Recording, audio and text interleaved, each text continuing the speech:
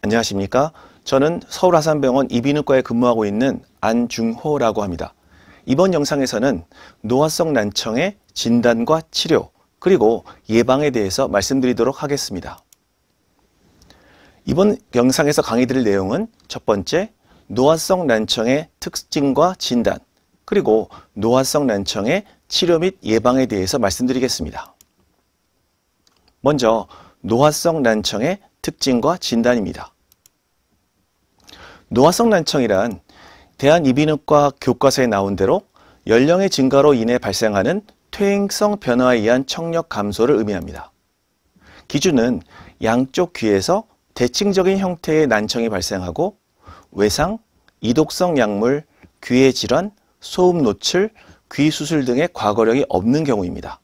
그리고 뭐니 해도 검사 결과에 신뢰성이 있어야 하고 65세 이상의 연령, 그리고 유전성을 배제하기 위해서 가족력이 없는 경우를 의미합니다. 노화성 난청의 진행에 따른 변화를 말씀드리겠습니다. 여기서 보시는 세로축은 들려드리는 소리가 점점 숫자가 커질수록 커진 것을 의미하고, 아래쪽은 낮은 소리부터 점점 높은 고음으로 가는 것을 의미합니다. 보통 사람들은 중간 정도 크기의 소리에 다양한 정도의 주파수로 대화를 합니다. 그렇지만 새가 지저귀는 소리는 상대적으로 작고 높은 주파수고, 오토바이 소리 같은 경우에는 크고 낮은 주파수겠죠. 만약 노화성 난청이 생긴다면 보시는 것처럼 사람들이 주로 대화하는 영역부터 많이 손상을 입게 돼서 그만큼 대화하고 사람들과 어울리는데 괴로움을 겪게 됩니다. 노화성 난청의 증상 및 특징에 대해서 말씀드리면, 우선 아까 말씀드렸듯이 스, 트, 트, 프 같은 고주파수 영역의 소리를 이해하기 어렵습니다. 예를 들어서 밥 먹으라고 불렀는데 이게 밥인지 밤인지를 헷갈려서 자꾸 되묻게 되죠. 또한 나는 잘 듣는데 저기 구석에 앉은 사람이 말할 때는 좀 중얼중얼거려서 잘 안 들린다고 불평을 하게 됩니다. 또한 가족들과 텔레비전을 볼 때 텔레비전 볼륨을 너무 크게 하거나 귀를 갖다 대고 구부리며 얼굴이 심각하고 긴장되게 되죠. 자꾸만 반복해서 되묻고 질문을 했는데 부적절한 답변을 하는 경우도 많게 됩니다. 이명이 들리거나 평상시보다 말소리가 커서 특히 조용한 장소에서 대화를 할 때 불편을 느낄 경우가 있습니다. 주변 사람들과 관계에서 주변 사람들의 목소리를 정확하게 못 듣기 때문에 불안정하고 적대시하거나 심한 경우 우울증을 겪게 되는 경우도 있습니다. 그렇다면 여기서 노화성 난청은 얼마나 많이 발생할까요? 각 나라별로 유병률을 보았는데, 미국 같은 경우에 70세 이상의 26.3%에서, 영국은 60세 이상에서 31%, 타이완은 65세 이상에서 31.7%의 노화성 난청의 유병률을 보입니다. 우리나라는 65세 이상을 기준으로 했을 때 다른 나라들과 비슷하게 25.9%의 노화성 난청을 보이고 있습니다. 노화성 난청이란 결국 나이가 들면 점점 더 심해지겠죠. 2010년 미국에서 발표된 연구인데 3,753명의 정상 청력을 가진 50세 이상의 인구에서 10년 동안 추적 관찰을 했을 때 10년이 지난 다음에 난청이 발생할 확률은 37.2%로 알려져 있습니다. 그렇다면 노화성 난청은 왜 생길까요? 우선 태어날 때부터 노화가 빨리 진행되는 유전자들이 있습니다. 그래서 유전자의 변화도 중요하고, 내가 큰 소음을 듣거나 외상에 의해서 유전자가 손상되거나 또는 나쁜 유해 물질이 귀 안에 축적돼서 난청이 오기도 합니다. 청각을 담당하는 세포 내 소기관이 변성이 오거나 또는 산화작용, 그리고 특히 여성 같은 경우에는 호르몬의 변화가 급격히 겪으면서 노화성 난청이 진행하는 경우도 많습니다. 그렇다면 이러한 난청이 우리 건강에 어떤 영향을 미칠까요? 굉장히 다양한 정도로 문제를 일으키는데, 남자가 아무래도 큰 소음이나 특히 우리나라 같은 경우에는 병역 의무를 지면서 사격 등의 훈련에 의해서 소음에 노출되는 경우가 많기 때문에 난청이 더 흔합니다. 당뇨병의 경우에는 신경에 문제를 일으키기 때문에 청각신경 역시 문제가 돼서 당뇨 환자에서 그렇지 않은 분보다 2배 이상 난청의 빈도가 높고요. 난청 환자가 병원 입원율이 높고 사망률 역시 높아진다고 보고되고 있습니다. 신장 기능, 우리 알다시피 콩팥의 모양은 귀의 모양하고 좀 유사하죠. 그래서 그런지 콩팥에 문제가 있는 유전성 질환에서 많은 난청을 보고하기도 하고 신장 기능이 안 좋은 환자들도 혈액순환이 나빠져서 난청의 빈도가 올라가는 것으로 알려져 있습니다. 심혈관 질환이 증가하는 경우도 많고 난청은 뭐니 해도 스트레스를 받기 때문에 사람들과 격리돼서 우울증을 호소하고 흡연은 만병의 근원이죠. 흡연 역시 난청을 일으킬 가능성이 70% 됩니다. 난청이 이루어지면 다시 말씀드리겠지만 알츠하이머나 치매를 일으킬 가능성이 높아지고 난청 환자가 그렇지 않은 환자들보다 넘어질 가능성 역시 많이 올라가는 것으로 알려져 있습니다. 그렇다면 노화성 난청을 어떻게 조기에 진단할 수 있을까요? 이러한 표가 있습니다. 1번부터 10번까지 듣는 것에 대해서 문제가 있을 경우에 항상, 가끔씩, 아니요로 전체 10문항의 만점이 40점이죠. 이 점수를 합쳐서 10점 이상인 경우 50%에서 노화성 난청 진단이 가능한 것으로 알려져 있습니다.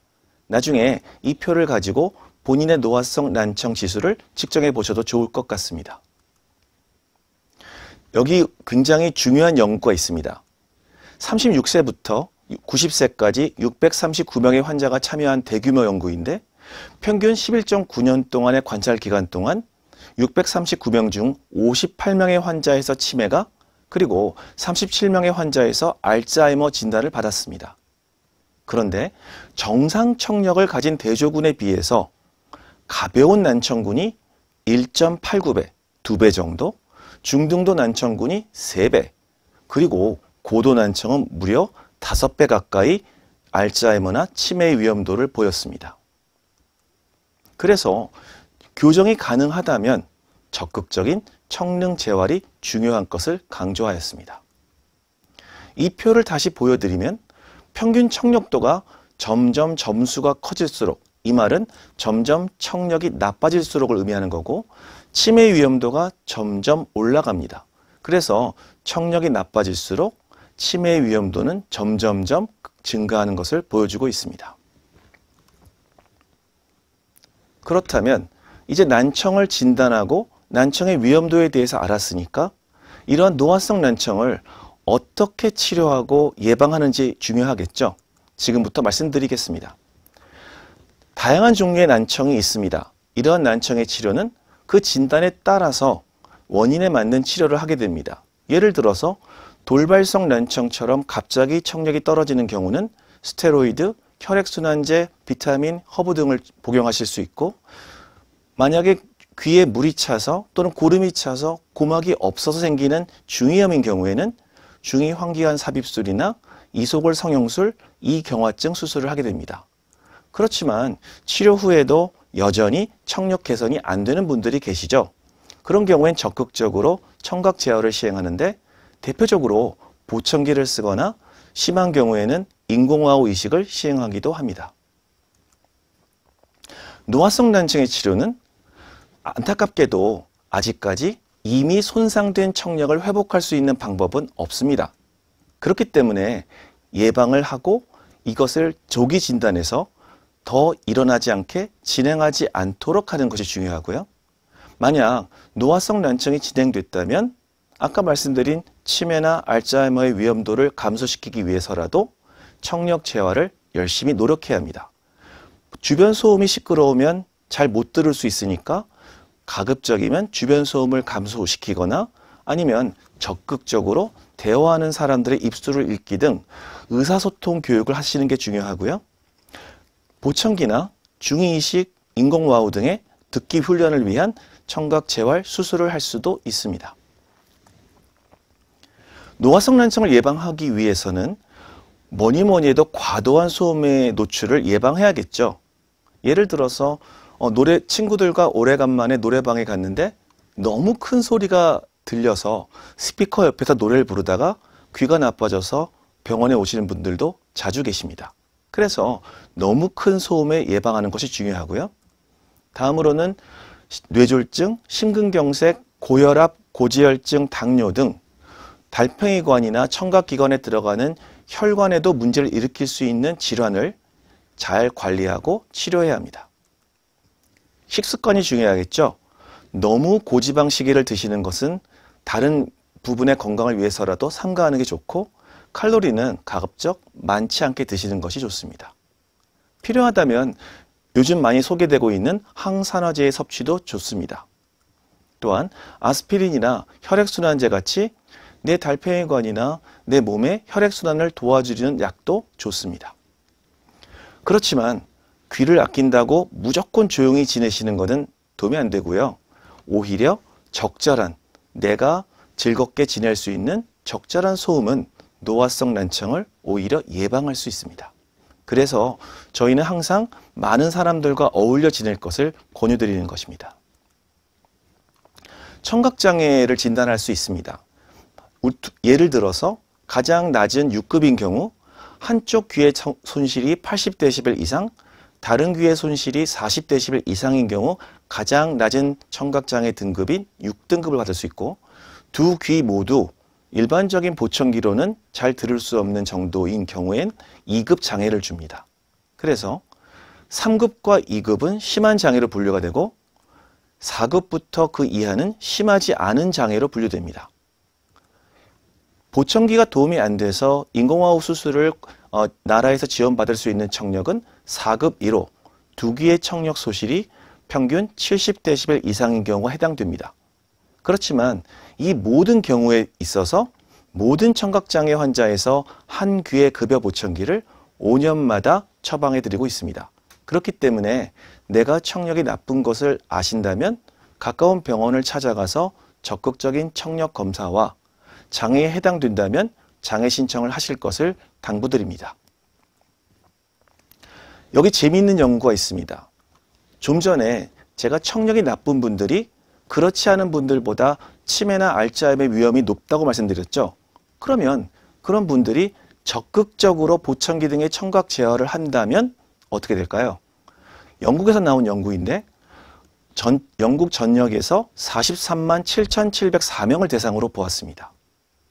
난청이 있는 경우 치매로 진행할 위험도는 전체에서 29.6%로 보고되었는데, 중요한 것은 난청이 있으나 보청기를 착용하길 거부한 성인에서 정상 청력인에 비해 1.42배 높게 치매가 발생했지만 적극적으로 보청기를 착용한 성인은 정상 청력인과 차이가 없습니다. 그래서 난청이 있으신 분들은 치매나 알츠하이머의 예방을 위해서 적극적인 보청기를 사용하셔야 합니다. 또한 보청기는 치매의 위험 요인으로 잘 알려진 사회적 고립도를 1.5%, 외로움을 2.3%, 우울감을 7.1%나 낮춰준다고 보고되었습니다. 지금부터는 노화성 난청을 가지신 분들이 일상생활에서 어떻게 행동하고 생각하면 좋을지에 대해서 말씀드리겠습니다.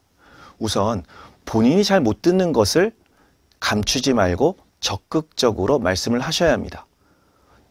처음 만나는 사람은 내가 잘 듣는지 못 듣는지를 모르겠죠.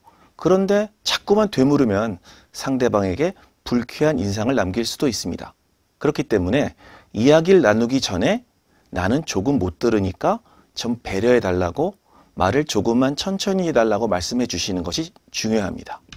더 중요한 것은 중요한 거래를 할 때 못 알아들었는데 상대방한테 창피하다고 알아들은 척 하다가 더 큰 낭패를 당할 수 있기 때문에 더 적극적으로 내가 잘 못 들으니까 잘 말씀해 달라고 확인하는 게 좋고, 대화를 할 때 상대방에게 집중하고 입모양을 보는 것 역시 중요합니다.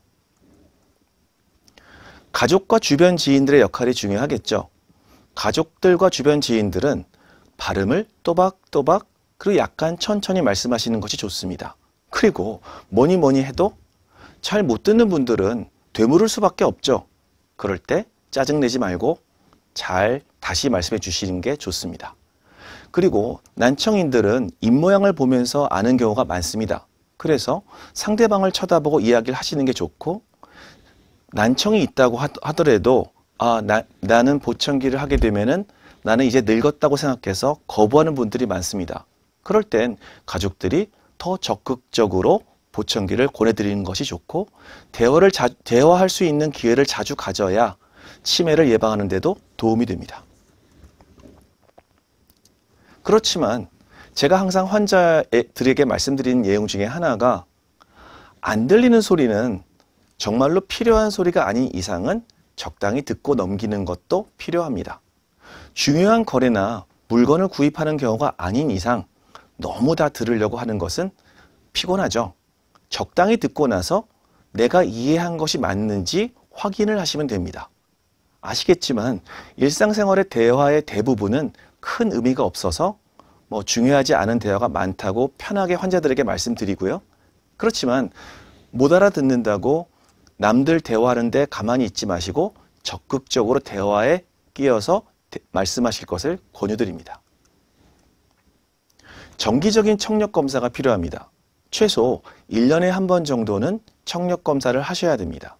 청각장애 진단을 위해서는 최소 6개월 이상 난청이 지속된다는 근거가 필요합니다. 그래서 그동안 병원 안 가고 청력검사 안 가고 잘 지내시다가 어느 날 안 들려서 병원에 가셔서 청력검사 하신다 하더라도 6개월이 안 지났기 때문에 그 다음 6개월을 더 기다려서야 청각장애 진단을 받을 수 있습니다.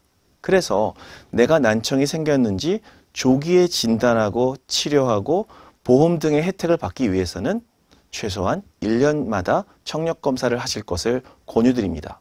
또한 귀가 먹먹하거나 귀에서 고름이 나오는 등의 질병이 있을 때는 난청을 더 악화시킬 수 있기 때문에 가까운 이비인후과를 방문하시는 것이 중요합니다. 소음을 듣는 것은 무조건 나쁘겠죠. 큰 소음을 피하되 적극적인 활동에 참여하셔야 됩니다. 평소 주변의 소음을 줄여서 내가 필요한 소리가 더 두드러지게 들리게 하는 환경을 만드는 게 중요하고요. 영화 관람이나 음악 감상은 제한 없이 참석하시는 것이 좋습니다. 무조건 조용히 있는다고 귀가 오래 가는 건 아니고 내가 적당히 듣는 생활을 하는 것이 중요하고, 그렇지만 좀 전에 말씀드렸듯이 노래방처럼 너무 시끄러운 공간에는 안 가시는 게 좋습니다. 흡연자는 당연히 금연하셔야겠죠. 여기서 말씀드리는 60 법칙이 있습니다. 일상생활에서 필요한 경우 이어폰이나 헤드폰을 사용하는 경우가 많은데, 이럴 때 이어폰이나 헤드폰을 쓰고 볼륨의 60% 미만, 한 번 들을 때 60분 미만으로 들어서 내 중요한 청력을 보존하시는 것이 중요합니다. 건강한 식생활과 규칙적인 운동 역시 중요하겠죠. 아연이나 코엔자임 Q10 등 귀 건강에 좋다고 알려져 있는 영양제를 드시는 것도 좋고요. 또한 귀 건강에 좋다고 알려져 있는 음식들이 있습니다. 브로콜리, 등푸른 생선, 토마토, 바나나, 견과류 같은 고칼슘 음식들은 귀 건강에 좋다고 알려져 있으니까 평소에도 건강을 위해서 챙겨 드실 것을 권유드립니다. 규칙적인 운동과 스트레칭으로 균형 감각을 유지하시는 것이 중요하고요. 뭐니 해도 긍정적인 마음가짐과 활기찬 생활을 하십시오. 미국의 작가이자 교육자이자 사회주의 운동가인 헬렌 켈러 박사가 있습니다. 이분은 최초의 시각 청각 장애인이면서 인문계 학사를 받은 분인데요. 이분이 남긴 말 중에 보이지 않는 것은 사물과의 단절이지만 들리지 않는 것은 사람과의 단절이라고 말씀하셨습니다. 그만큼 우리에게 듣는 것은 사람과 사람 사이를 이어주는 중요한 역할을 하기 때문에 여러분들이 사랑하는 가족들 그리고 좋은 친구들과 오래오래 좋은 대화를 나누면서 편하게 지냈으면 좋겠습니다. 서울 아산병원 교수진들이 이번에 당신의 노화 시계가 천천히 가면 좋겠습니다라는 제목으로 안티에이징 관련 책을 만든 것이 있습니다. 관심 있으신 분들은 이 책에 한번 보시는 것도 권유드립니다. 이상으로 오늘 제 강의를 마치겠습니다. 경청해 주셔서 감사합니다.